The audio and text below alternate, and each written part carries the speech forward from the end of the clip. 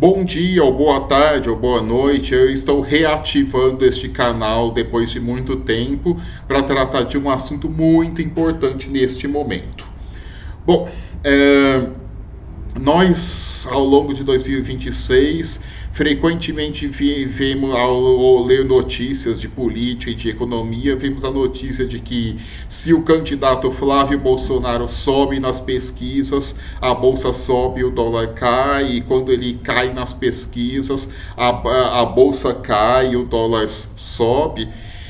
E aí, por causa disso, algumas pessoas podem ser induzidas a pensar que ele seria um candidato melhor para a economia brasileira do que o Lula.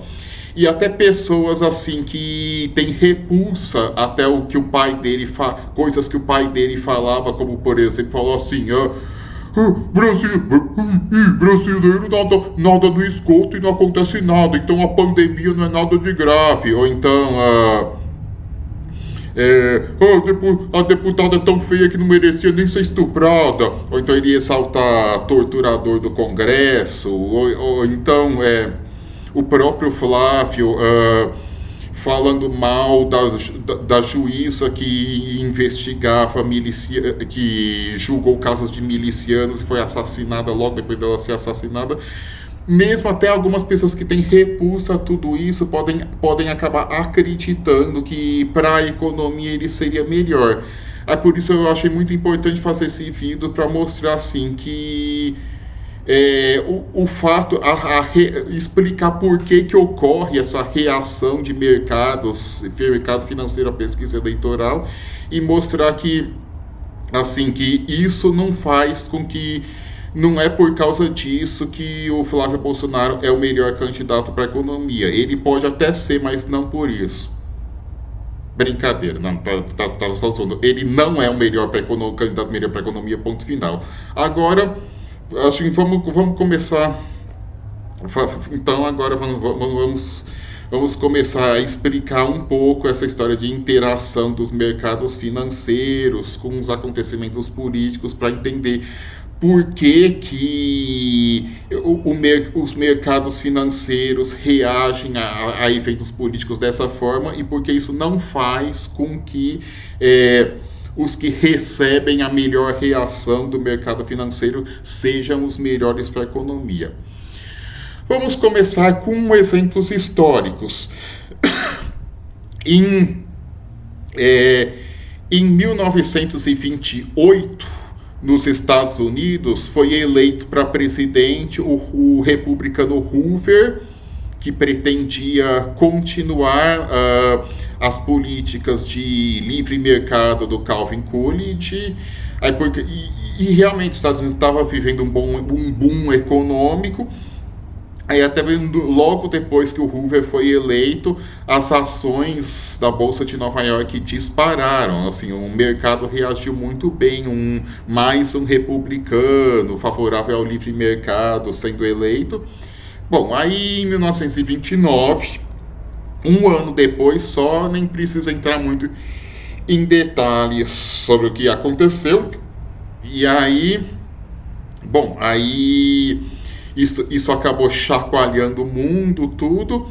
Aí foi impactar até na Alemanha, em janeiro de 1933, quando no dia 30 de janeiro de 1933, um ex-pintor austríaco, um ex-cabo chamado Adolf Hitler, se tornou chanceler da Alemanha. Aí quando isso aconteceu, a Bolsa de Berlim subiu, reagiu muito bem. Estou imaginando até aquelas pessoas assim, a Alemanha vai quebrar se o Hitler não virar chanceler, ou a Alemanha vai virar uma Venezuela se o Hitler não for chanceler.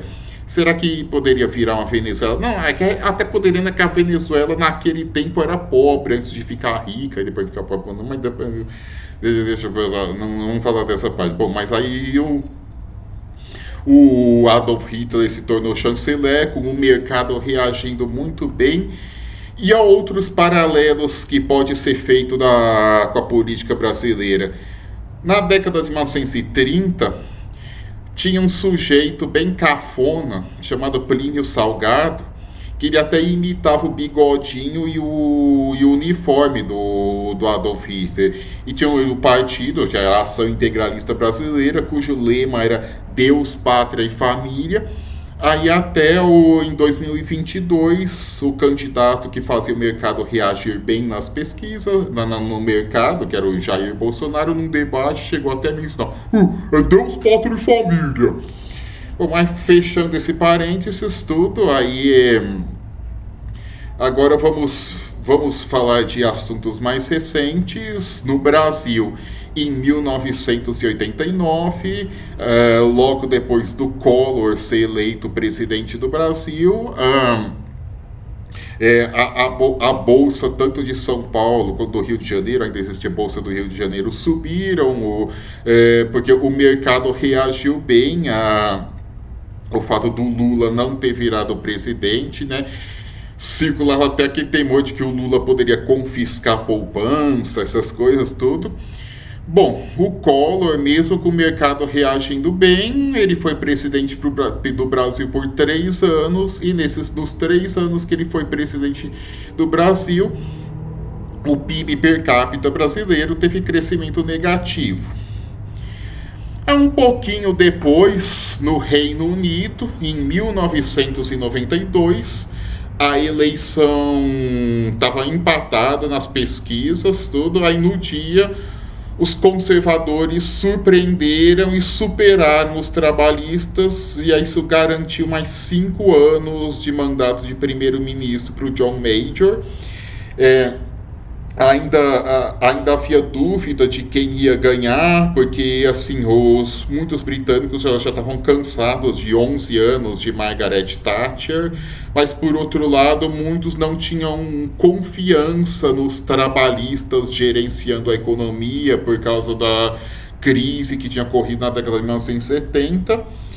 Aí de última hora a gente acabou voltando mesmo no Partido Conservador. Aí então a Bolsa de Londres subiu logo depois do dia da eleição. Não só a Bolsa de Londres, porque os movimentos da Bolsa de Londres têm impacto no mundo inteiro. Aí bolsas do mundo inteiro subiram por causa da vitória dos conservadores. Aí poucos meses depois estourou uma crise e o governo tentou de todas as formas manter a paridade entre a Libra e o Marco que existia, mas acabou não conseguindo. Aí a Libra perdeu valor. Aí desmontou toda essa narrativa de aquela que muita gente acreditava, assim, que podemos não gostar dos conservadores em muitas coisas, mas em economia eles gerenciam melhor do que os trabalhistas. As trabalhistas voltaram ao poder em 1997 com Tony Blair. Aí depois, bom, assim, o assunto que eu queria falar era só desse negócio de 1992, de que o partido que fez o mercado reagiu bem, logo depois teve no pivô de uma grande crise econômica. Mas ainda falando um pouquinho mais do Reino Unido, lembrando ainda que os conservadores voltaram ao poder em 2010, ficaram um tempão até 2024, e foi meio catastrófico assim, para a economia, esses 14 anos dos conservadores, até o Brexit, tudo. Bom, e aí exemplo mais recente, o Brasil em 2016, quando ocorreu o golpe parlamentar que derrubou a Dilma e levou o Temer ao poder, e depois de 2018 a eleição de Jair Bolsonaro. Esses dois eventos fizeram a Bolsa de São Paulo subir bastante. A Bolsa subiu, mas ainda assim, em 2022... o PIB per capita do Brasil não tinha alcançado o patamar de pico de 2013. Bom, aí quem está vendo aqui assim poderia perguntar, bom, se nem sempre o fato do governo ser de direita vai ser melhor para a economia, por que sempre o mercado reage a favor da direita? Por que isso acontece? Bom, é importante começar a explicar o que é mercado, o mercado financeiro, que muitas vezes é chamado simplesmente de o mercado, mas assim, não é nem muito bom falar de o mercado, porque primeiro não existe um CPF ou um CNPJ chamado o mercado, e também mercado também pode existir mercado de fruta, mercado de verdura na rua, tudo. Então, o que é o mercado financeiro, que é muitas vezes chamado de simplesmente de o mercado, que é um ecossistema que engloba bancos de investimento, bolsa de valores, fintechs, corretoras de valores, gestoras de fundos, consultorias, agências classificadores de risco e a imprensa ligada ao mercado financeiro.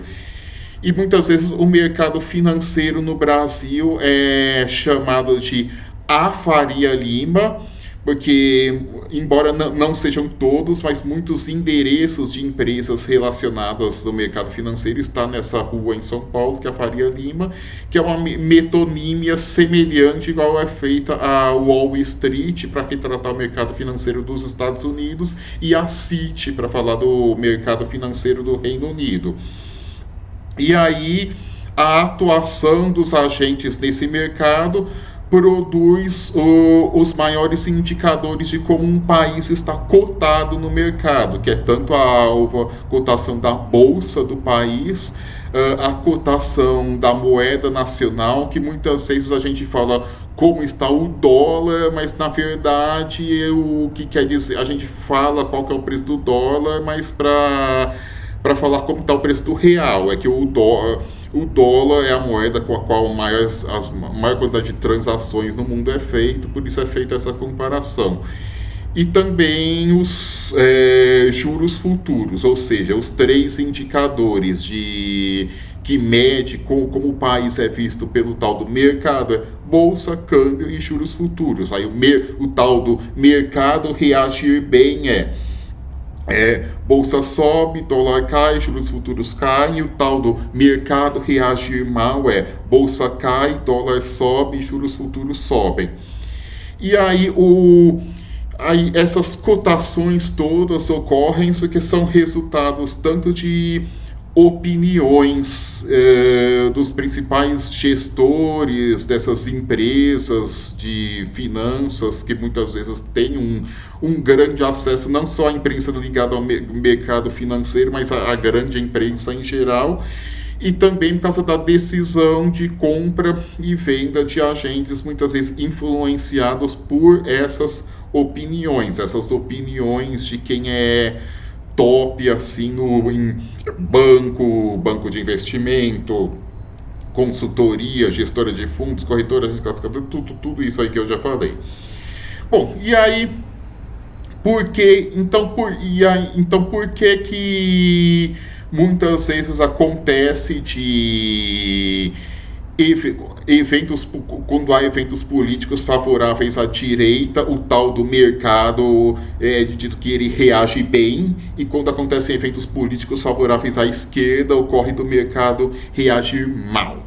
Bom, primeiro lugar, porque os movimentos do mercado refletem a preferência de uma parcela mais rica da população. É importante, um número muito importante assim para ser colocado. São apenas 5,6 milhões de brasileiros que aplicam na Bolsa, isso em um país com 150 milhões de adultos. E ainda muitos desses 5,6 milhões aplica quantidades muito pequenas, ou seja, quem coloca muito dinheiro na bolsa ou quem gerencia essas empresas de finanças é um número de pessoas muito pequenas num país de 150 milhões de adultos. E aí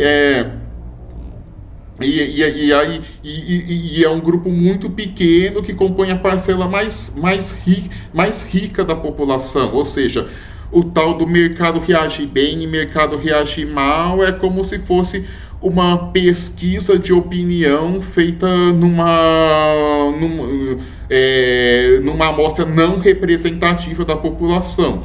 Porque, assim, por exemplo, existem pesquisas eleitorais como a Datafolha, a Quaest, que entrevista só 3 mil pessoas para saber a opinião de 150 milhões, mas o resultado desses 3 mil costuma ser parecido com os resultados das preferências dos 150 milhões, porque nesses 3 mil procura-se repetir a proporção de sexo, região, idade, renda. E agora, movimentos de mercado não. Movimentos de mercado acontecem a partir de uma adesão de um grupo de pequeno de pessoas que não é representativo da população como um todo. É apenas das pessoas mais ricas da população.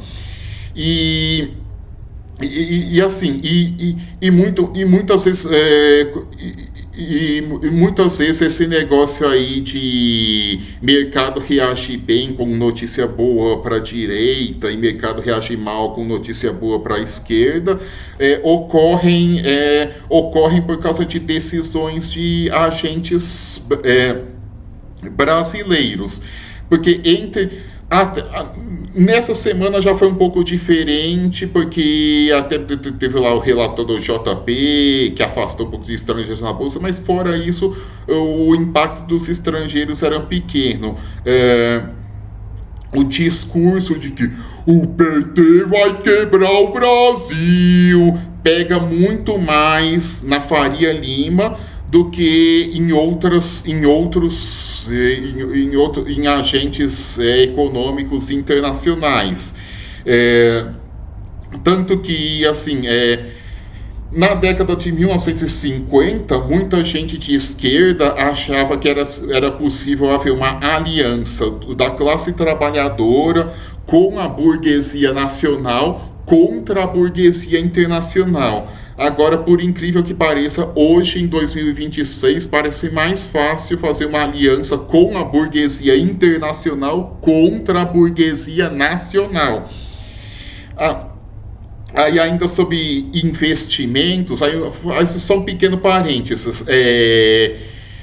Esse negócio de mercado financeiro, eu prefiro muitas vezes chamar de especular do que investir, mas agora investir em termos de ampliar a capacidade produtiva e falar de investidor internacional. Vocês lembram da notícia de que a Ford tinha decidido encerrar as operações no Brasil e preservar as operações na Argentina? Aí muita gente deve ter pensado, faz sentido, né? Aqui tem o Lula, lá tem o Milei. Mas lembra-se que essa notícia aconteceu quando o presidente do Brasil era o Jair Bolsonaro e o presidente da Argentina era o Alberto Fernandes. Bom, agora ainda fechando também mais outros parênteses fechados, ainda sobre esse negócio de que quem atua mais no mercado financeiro, a população mais rica da população, aí algumas pessoas podem ter que imputar, mas professor de universidade pública e artista muitas vezes também está no decil mais alto de renda do Brasil, e eles não são bolsonaristas e muitos deles nem de direita são. E aí como é que explica? Só que aí eu responderia o seguinte: esses aí não são tão entusiastas em brincar de mercado, ou seja, eles também podem participar também, mas não tanto quanto outras pessoas de renda igual ou maior que a deles.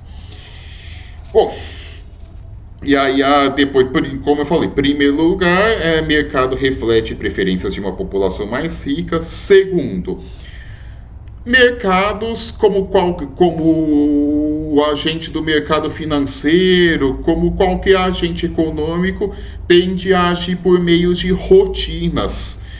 Porque, assim, não é verdade que todos os agentes econômicos são perfeitamente racionais, que estão toda hora fazendo os cálculos de qual vai ser a decisão, que eles vão ganhar dinheiro e o cálculo ser perfeitamente racional. Não, porque não é fácil obter todas as informações necessárias, processar todas as informações necessárias, tudo num tempo curto para tomar decisões. Aí, por causa dessa racionalidade limitada, os agentes tendem a agir por meio de rotinas. Esse campo da racionalidade limitada é muito importante na ciência econômica. Muitos acadêmicos em economia pesquisam isso. Começou com o Simon na década de 1950. Isso é meio comparável com as nossas rotinas. Por exemplo, nós todo dia acordamos, escovamos os dentes, tomamos café da manhã, nós íamos ao trabalho, depois voltamos para casa, depois vamos para academia, depois vamos jantar. É uma rotina e ninguém fica pensando toda hora o que eu vou fazer, por que eu vou fazer isso. A gente faz isso porque é rotina e faz. E mesmo no fim de semana, muitas vezes a gente até repete as atividades de entretenimento que temos no fim de semana. Isso é muito parecido com o tal do movimento do mercado. Os agentes que estão lá jogando no mercado financeiro, eles fazem alguns movimentos quando há notícias favoráveis à direita e outros movimentos quando há notícias favoráveis à esquerda, como uma rotina, porque ele já se programou a reagir assim e não fica pensando toda hora se está certo agir assim ou não. Mas é claro que isso não acontece sempre. Por exemplo, nos Estados Unidos, nas últimas 3 eleições presidenciais aconteceu o contrário. Quando o Trump melhorava nas pesquisas, o mercado financeiro reagia mal. Só que aí, primeiro, porque o Trump consegue ser tão ruim que não consegue nem ter a reação favorável de um setor que normalmente já é favorável à direita, e também porque os adversários dele são os democratas, que são o partido que estão à esquerda no espectro político dos Estados Unidos, mas não seriam considerados esquerdistas em outros países. Mas ele é uma exceção, mas assim, normalmente é simplesmente uma rotina que os agentes agem sem nem mesmo pensar, reagir bem à direita e reagir mal à esquerda. E terceiro lugar, ao tomar as decisões de agentes, além de seguir rotinas, mas mesmo quando vai desviar um pouco das rotinas, é feito com base não só no que a pessoa pensa, mas no que a pessoa pensa que a outra pessoa está pensando, no que a pessoa pensa que a outra pessoa está pensando, que a outra pessoa está pensando. Então, aí só eu vou até retomar o tópico, mas quer dizer que todo mundo que gosta de colocar dinheiro em ações, comprar ações de direita? Muitos realmente são, mas não necessariamente. Realmente não são tantos, mas também existe algum professor universitário, um funcionário público, algum artista que tem uma boa renda e que também faz a opção de comprar ações. E aí, assim, eles podem não preferir direita, mas eles sabem que o mercado prefere direita e vão tomar decisões com base nisso. Ou seja, mesmo as pessoas que pretendem votar no Lula, ao atuar no mercado, vão ter consciência de que quando chegar perto da eleição, se o Flávio Bolsonaro estiver bem nas pesquisas, a bolsa vai subir e o dólar vai cair. E se o Lula estiver bem nas pesquisas, a bolsa vai cair e o dólar vai subir. Isso funciona mais ou menos como o tal do concurso de beleza do Keynes. Que o Keynes, para explicar como isso funciona, comparou com um concurso de beleza. Quando um grupo de gente vai escolher um rosto mais bonito, e aí quem votou no que teve mais votos ganha um prêmio, Aí não vai escolher o rosto que a própria... Aí eu não, se eu fosse participar de uma brincadeira dessas, eu não ia escolher o rosto que eu acho mais bonito. Mas assim, um rosto que tá mais num padrãozinho socialmente aceito de beleza que o rosto que eu acho que as outras pessoas vão achar mais bonito ou melhor. O que eu acho que as outras pessoas vão achar, que as outras pessoas vão achar, que as outras pessoas vão achar o mais bonito, né? E eu falei do Keynes, né, que muita gente que gosta de falar que entende de mercado passou a tratar o Keynes como a besta fera do apocalipse, principalmente na década de 2010, que tinha a molecadinha que gostava de falar de economia no YouTube e no Twitter, que achava que o Keynes era tudo de ruim e que tudo de bom era o Ludwig von Mises, que assim, mesmo no meio acadêmico de economia, que a economia mesmo sendo a mais conservadora das ciências sociais, mesmo assim, esse meio não leva o Mises muito a sério, mas o Mises acabou sendo uma grande celebridade aí para uma molecadinha que gostava de falar de economia aí nas redes sociais na década de 2010. E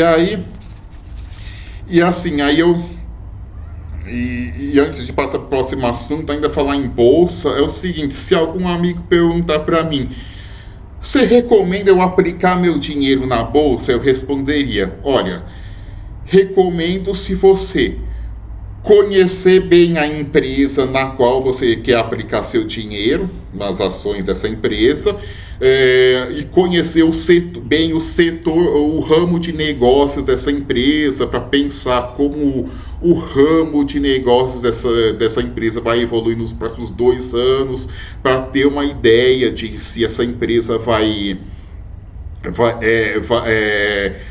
bem ou mal nos próximos anos.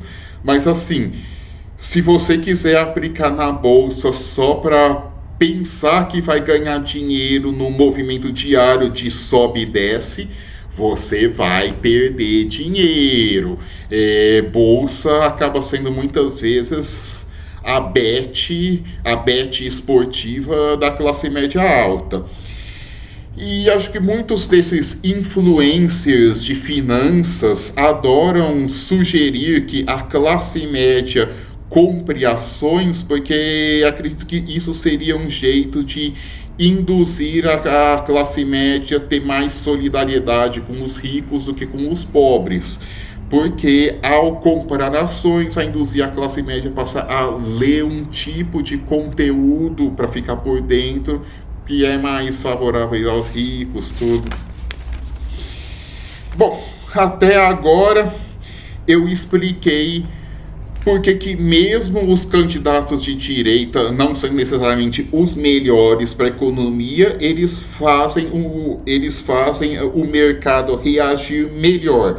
Eu falei das causas dessa oscilação do mercado, mas e as consequências? A pessoa pode perguntar: bom, mas não é bom assim ter um candidato que faz a bolsa subir e o dólar cair, porque se a bolsa subir, as ações ficam mais caras, as empresas vão ter mais recursos para investir, aí se o dólar cair, vai ser também seria benéfico para a economia brasileira? Bom, acho importante responder o seguinte: a economia brasileira não é a bolsa. O Ibovespa é composto por uma quantidade muito pequena de empresas, e grande parte do Ibovespa é basicamente a Petrobras, a Vale, o Itaú, o Bradesco, a VEG e a Ambev. E além disso, as ações não são nem mesmo o principal mecanismo de financiamento de investimento das empresas. E até um bom exemplo do descolamento de economia e bolsa é que quando o Temer se tornou presidente do Brasil em 2016, a Bolsa o Ibovespa foi só subindo ao longo de 2016, 17, 2018, subindo, enquanto o PIB ficou patinando, tanto que eu disse que em 2022 o PIB per capita do Brasil ainda estava abaixo do patamar de pico de 2013. E aí, sobre o dólar, não é nem muito bom que o real fique muito valorizado, porque se o real ficar muito valorizado, isso pode prejudicar setores exportadores ou setores que competem muito forte com importações. Já tem que fazer um disclaimer. Eu também não sou daquela turma que acha que eu sei que existe, mas não faço parte, que acha que basta acontecer uma super desvalorização do real que milagrosamente vai reativar a indústria brasileira. Também não acho que desvalorizar demais é bom. E por falar em dólar, em câmbio, real, dólar, até uma crítica pertinente que pode ser feita a governos do PT é que em momentos do governo Lula e da Dilma, realmente o real estava muito valorizado, ou seja, o dólar estava muito barato, e isso não foi bom. E isso, assim, muitas vezes o PT é criticado porque na eleição faz o dólar subir, mas aí no governo já teve casos que o dólar caiu até demais. Mas assim, isso vai dar um gancho que eu vou falar depois. Esses movimentos de mercado financeiro, do mercado reagir bem ao Flávio Bolsonaro e reagir mal ao Lula, é muito provável que esses movimentos são tão descolados da economia da produção que esses movimentos podem ser devolvidos logo depois da eleição. Ou seja, é perfeitamente possível que, caso Flávio Bolsonaro seja eleito, o dólar caia até 4,80, o Ibovespa chegue até a 200 mil pontos, mas aí vai chegar lá o momento do primeiro ano do mandato dele que os agentes vão começar a pensar: bom, por que o dólar está tão barato? Não tem tanto motivo para o dólar estar tão barato assim. Acho que o dólar vai começar a ficar mais caro. Aí o dólar, muitas que querer comprar dólar e realmente o dólar voltar a ficar mais caro. E também muita gente começar a pensar: por que a ação tá tão alta nesse patamar? Não há motivo para ficar assim. Aí a bolsa recuar. E o mesmo, o simétrico vale para o caso do Lula ser reeleito. Se o Lula for reeleito, é perfeitamente possível que imediatamente depois da eleição o dólar vá para 5,50, o Ibovespa cai até 150 mil, mas lá no meio do segundo mandato, os jeitos podem começar a pensar: mas que motivo que existe para o dólar estar tão caro, ou para a bolsa estar tão barata? E isso já aconteceu em outros momentos da história, como, por exemplo, em 2002, quando o Lula foi eleito pela primeira vez. Assim, o ano de 2002 começou com a bolsa em 10 mil. Aí, um pouquinho antes do Lula ser eleito, com toda essa tensão no mercado, a bolsa caiu para 7 mil. E aí, em 2010, terminando o segundo mandato do Lula, a bolsa estava em 90 mil. E aí também o mesmo caso vale para o dólar, que o dólar chegou a ficar a R$4 na hora que o Lula foi eleito em 2002, e aí o dólar estava a 1,60 em 2010, aí até disse, até 1,60, até isso que era um problema que até estava barato demais. Bom, mas... E aí... esse gancho para o assunto seguinte, que é essa história aí de que como usar os movimentos do mercado como pretexto para falar que o PT vai quebrar o Brasil, esse papo de que se o PT ganhar a eleição para presidente, o Brasil vai quebrar. Existe toda a eleição da nova república, ou seja, toda a eleição que existe PT e candidato PT a presidente, que foi a Dilma em 2010, 2014, o Haddad em 2018 e o Lula em todas as outras. Esse papo de que se o PT ganhar, o Brasil vai quebrar, ocorre em toda eleição. E sempre usando algum país escolhido como espantalho. Aí ou virar Cuba, ou virar Coreia do Norte, ou virar Zimbábue, ou virar Argentina, e agora o da moda é Venezuela, era Venezuela. E relembrando como aconteceu cada vez. Em 1989, já existia esse papo de que se o PT ganhasse, o Lula fosse ganhar em 89, ia ser catastrófico para a economia e tal, porque o Lula ia confiscar as poupanças.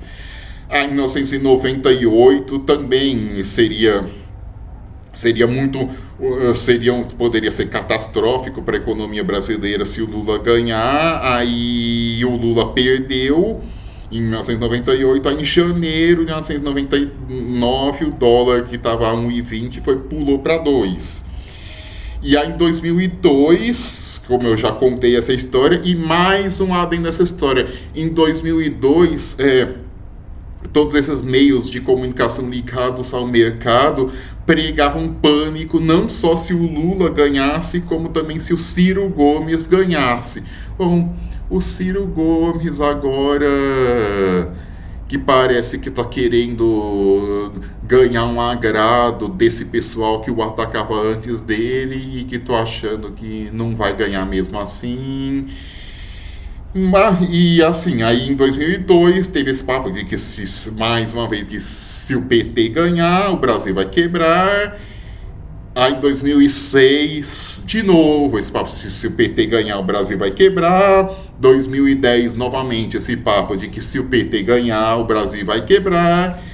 Mas, assim, como o relógio parado marca a hora certa 2 vezes por dia, realmente houve uma grande crise entre 2014 e 2016. Mas assim, essa crise foi um grande tombo no PIB, uma grande disparada no desemprego, disparada na inflação também, mas o Brasil não quebrou. O significado de quebrar é o governo federal não ter condições de honrar seus compromissos, mas como o Brasil deve em real e não em moeda estrangeira, não dá para falar que o Brasil quebrou, mas realmente houve uma crise muito séria que afetou a vida de muita gente. Mas é importante mencionar que nenhum país do mundo fica mais de 12 anos sem ter uma crise econômica. Só a China que tem crescimento sem parar. Ou seja, o Brasil já teve outras grandes crises com outros governos e não é assim o fato de ser um governo que não é do PT que iria impedir o Brasil ter crises econômicas. E assim, e se o PT continuar governando o Brasil, é possível o Brasil passar por uma grande crise? Eu respondo, acredito que sim, é perfeitamente o Brasil ter nova crise se o PT continuar governando o Brasil. Porque se vamos imaginar a possibilidade, o Lula é reeleito em 2026, aí o Haddad ganha em 2030, ou seja, o PT ficaria no governo até 2034. Aí acho muito difícil o Brasil não ter uma crise até lá. Acredito que nesse tempo todo pode ter uma grande crise econômica sim, assim como poderia ter se tiver outros presidentes também. E eu acho muito importante lembrar assim, que a última vez que a economia brasileira estava bem e o governo não era do PT foi em 1997, ano em que o Radiohead estava lançando o OK Computer, e que foi ainda o último ano do boom do Plano Real, no primeiro mandato do Fernando Henrique Cardoso. e que aí depois que a crise, que foi o ano da crise da Ásia, quando a crise da Ásia respingou no Brasil, aí assim, tanto o segundo mandato do Fernando Henrique quanto o período do Temer e do Bolsonaro, que juntos a gente pode chamar de temerário, foi um momento de penúria muito grande para os brasileiros 99% mais pobres, ou seja, existe muita molecadinha aí que nasceu depois de 1997, que só viu a economia brasileira tendo um desempenho razoavelmente bom em governos do PT, que só viu desgraça acontecendo quando o governo não era do PT, mas ainda fica repetindo esse papo de que se o PT ganhar a eleição para presidente, o Brasil vai quebrar. E é importante lembrar assim, que tanto eu lembro que em 2001, ainda segundo mandato de Fernando Henrique, teve uma reportagem do Jornal Nacional falando de fome no Brasil. E em 2021, quando o presidente era Jair Bolsonaro, o jornal o Globo fez uma matéria explicando como substituir carne por ovo para manter a quantidade de proteínas necessárias. Mas, embora esse discurso de que sempre o PT vai quebrar o Brasil ecoe em algumas pessoas, nós vimos que na última pesquisa Quest estava apontando que no segundo turno o Lula está com 43%, o Flávio Bolsonaro está com 40%, ou seja, muitas pessoas já se tocaram que, como aquele povo lá, muitas vezes vinculado a Faria Lima, que fala que sempre quando os governos que, segundo eles, estão fazendo tudo certo na economia, há uma situação de penúria em casa, como foi o caso do governo Temer e no Bolsonaro. Aí quando o governo está fazendo tudo errado na economia, que é o caso dos governos do PT, a vida não está maravilhosa, porque a vida nunca foi maravilhosa para a maioria dos brasileiros, mas ainda existe a percepção de que o ano seguinte será melhor do que o ano atual, que foi melhor do que o ano anterior. Ou seja, que eu acho que é mais ou menos isso que dá para falar dos governos federais do PT, tanto o Lula quanto a Dilma, que, claro, o Brasil tem problemas enormes de criminalidade, de infraestrutura ruim, de educação básica ruim, que não vai melhorar do dia para a noite em nenhum governo, mas o que se viu na maior parte dos governos do PT, que com exceção do período entre 2014 e 2016, foi que havia uma sensação de que o ano do momento tinha sido melhor do que o ano anterior, e isso não aconteceu durante os governos Temer e Bolsonaro. Bom, aí algumas pessoas podem perguntar assim: quer dizer que todo mundo que trabalha em empresa ligada ao mercado financeiro, que é algo de alguma forma consultor de mercado financeiro, que de alguma forma está ligado a Faria Lima, falar merda? Responderia não. Até muitas vezes muita gente acredito que conhece pessoas super sérias que trabalham lá. Eu acredito perfeitamente que existem muitas pessoas sérias que trabalham lá, até porque é necessário existir analistas sérios, porque por causa de oferta e demanda. Existem agentes econômicos que demandam análises sérias e não mistura de análise com torcida, que às vezes acontece. Mas também, assim, apesar de existir gente séria que trabalha com finanças, que faz análises sobre cenário econômico, também existem muitas análises que não são sérias, que misturam análise com torcida, e que muitas vezes essas análises que não são sérias têm impacto, sim, tanto no conteúdo da mídia, quanto nas cotações do mercado financeiro, e mesmo impacto eleitoral. E acho porque lembre-se que em 2022 muita gente, existe algumas, não sei se é muita gente, mas existem algumas pessoas que eram supostos entendidos de mercado que falavam que se o Lula ganhou, o Brasil vai quebrar, o Brasil vai virar uma Venezuela, o dólar vai para 7, vai para 8 reais e nada disso aconteceu. E também não dá para falar, não dá para falar que quem é do mercado e fazem previsões são grandes videntes, grandes pais de santo, ou grandes oráculos. Aliás, nem vidente, nem pai, nem oráculo vai fazer grandes.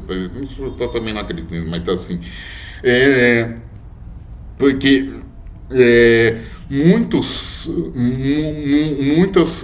assim, algumas empresas que tinham pessoas que fomentavam esse discurso de que o PT vai quebrar o Brasil, também diziam que vale a pena um CDB do Banco Master, por exemplo. E também muita gente que mexe com finanças não são gênios do assunto economia. Muitas vezes predomina uma mentalidade de tiozão reaça de família do grupo de WhatsApp, como por exemplo quando aconteceu o caso da propaganda de chinelo da Fernanda Torres. Muita gente fez a análise de que a empresa que fazia o chinelo da Fernanda Torres iria ter queda nas ações. Isso realmente aconteceu um dia, mas logo depois voltou. Assim, foi tipo mais uma previsão de misturar análise com torcida. Ou também, portanto, lembrar que em 2024 o dólar subiu até R$6. Aí muita gente, até tida como respeitável, começou a sussurrar, assim, porque se o governo decidir não acabar com a política de aumento real de salário mínimo todo ano, desvincular o mínimo da salário mínimo da Previdência e acabar com o piso constitucional em educação e saúde, o dólar pode ir até a R$7. Bom, aí o Lula não fez nada disso, a única coisa que fez foi colocou uma tímida trava no salário de aumento de salário real, mínimo real em 2,5%. Aí misteriosamente o dólar parou de subir, não teve nada de dólar ir a R$7, e agora o dólar está aí por volta de 5,30. E muitas... muito desse conteúdo, assim, muito desse conteúdo de baixa qualidade, de gente supostamente entendida de finanças, cai até no meu Instagram sem que eu solicite isso. Eu não sigo uns perfis de Zé Ruela que dizem que entendem de investimento, tudo, mas não sei porque umas bostas aí que eles publicam caem na minha timeline do Instagram. Aí eu vejo essas postagens do tipo: rico é rico porque tem mentalidade de rico e investe seu dinheiro, e pobre é pobre porque tem mentalidade de pobre, por isso gasta dinheiro em chinelo. Aí fico pensando, será que eles queriam que pobre andasse descalço para investir no dinheirinho que tem? Não, eu tô percebendo assim que muitos dessas postagens aí que mistura dicas de investimentos com pregação política de direita, com escola austríaca, com Deus, e agora estão metendo até discurso Red Pill, assim, tudo num pacote completo. E mais uma ressalva, não é apenas esses comentaristas de direita, supostamente entendidos de mercado, que misturam análise com torcida. Existe muito perfil de esquerda nas redes sociais que mistura a análise com torcida também, e é muito importante evitar cair nesses discursos. Eu já estou vendo perfil de esquerda achando que dando a vitória do Lula em 2026 como praticamente certa, Eu acredito sim que ele tem um leve favoritismo, mas não tem nada ganho ainda. As pesquisas mostram uma diferença bem pequena, algumas até um empate técnico, então não é para baixar a guarda. Não é a maior probabilidade, mas é perfeitamente possível que o candidato Flávio Bolsonaro seja eleito. Assim como eu lembro que em 2022 havia muitos perfis de esquerda que realmente acreditavam que o Lula poderia ganhar no primeiro turno com uma margem razoável, que o Haddad podia ser eleito governador, que o Márcio França podia ser eleito senador, que a disputa entre Cláudio Castro e Marcelo Freixo poderia ser equilibrada. E aí nada disso aconteceu.